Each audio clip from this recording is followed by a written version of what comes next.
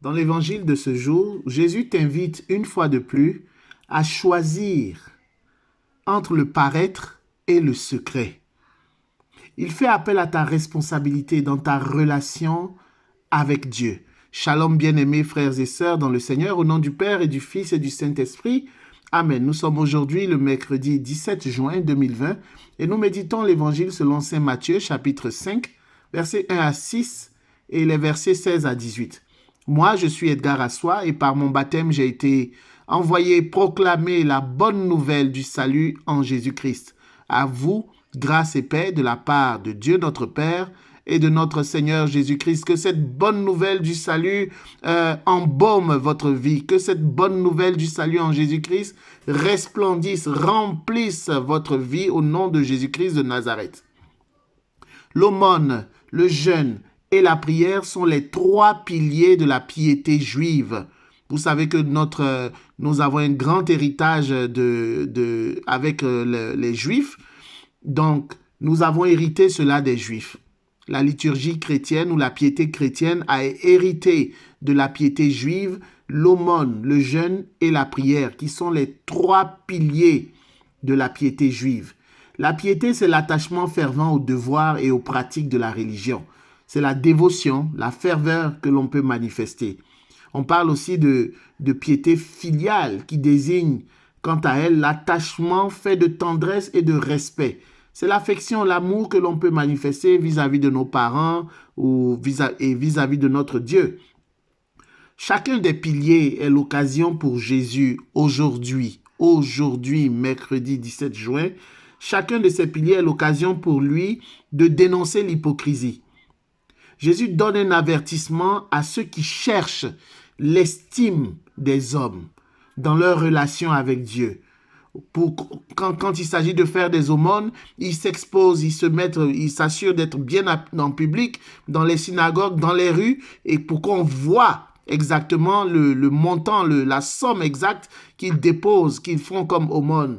Quand ils jeûnent, ils prennent des mines patibulaires, des mines abattues pour qu'on sache qu'ils jeûnent. Quand ils prient, ce sont eux qui font des prières de longues prières interminables pour que l'on sache qu'ils prient.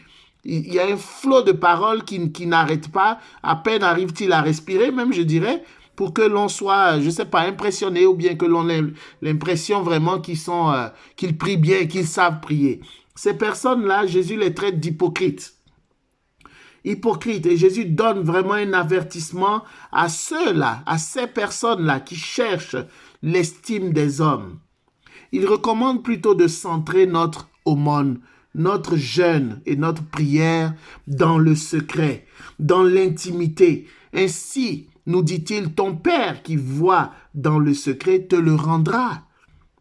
Par ton hypocrisie, tu peux tromper les hommes, mais tu ne peux pas tromper Dieu, car il sonde les cœurs et il scrute les reins. L'évangile de ce jour est l'occasion pour toi de réexaminer. Vraiment, procède à un examen de conscience. Réexamine ta piété, ta relation avec Dieu. Est-ce que tu es celui-là ou celle-là qui paie la dîme ou qui donne des offrandes pour embellir ton image auprès des hommes, pour que l'on sache que tu es quelqu'un qui paye sa dîme? Est-ce que tu es cette personne qui jeûne 3 jours, 7 jours, 21 jours, 40 jours et qui le chante sur tous les toits afin que l'on l'apprécie, disant « Oh, c'est quelqu'un qui jeûne vraiment beaucoup ». Est-ce que tu es cette personne-là qui raconte tes exploits? J'ai prié 3 heures de temps. Ou je me réveille à 2 heures du matin chaque jour et je prie de 2 heures à 8 heures du matin. Ou je jeûne 40 jours 6 fois dans l'année. Est-ce que tu racontes ces exploits-là?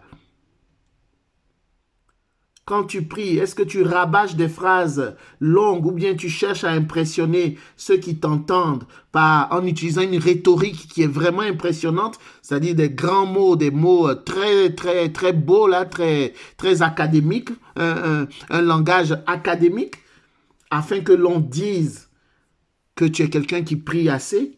Si tu cherches la récompense venant des hommes, tu seras déçu, car les hommes sont changeants.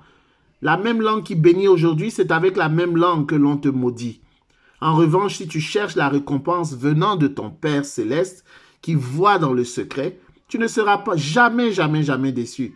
Apprends donc, mon frère bien-aimé, ma sœur bien-aimée, à te détacher du regard et de l'approbation des hommes.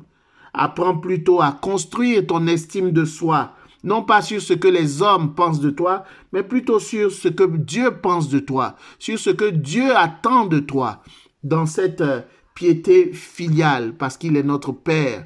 Dans ta relation avec ton Père, qu'est-ce que ton Père pense de toi au jour d'aujourd'hui, mercredi 17 juin?